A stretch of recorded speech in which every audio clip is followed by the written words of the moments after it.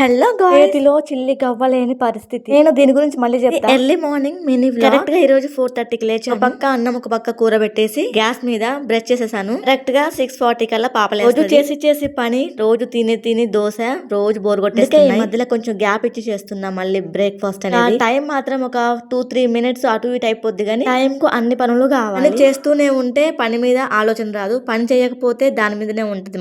ఈ మధ్య ముగ్గు మాత్రం తడి ఆరక ముందే ఇదే టైం కి 7:20 7:15 మధ్యలో ఈ బర్డ్స్ అయితే చాలా చూసి ఇంట్రెస్టింగ్ గా అనిపిస్తుంది. హ్యాండ్ బ్యాగ్ లో చిన్న పర్స్ లో డబ్బులు అయితే లేవు, చిల్లర పైసలు కూడా. ఇలాంటి టైంలో పిగ్గీ బ్యాంక్ నుంచి కొన్ని కాయిన్స్ తీసుకున్నా. 50 రూపీస్ తీసాను. ఇప్పుడు పాపని స్కూల్ బస్ ఎక్కించి 8 వరకు ఒక చిన్న కిరాణా షాప్ ఉంటుంది, అక్కడికి వెళ్లి కావాల్సినవి తీసుకురావాలి. మళ్ళీ నేను తీసుకునేవి కూడా 10-15 రూపీస్.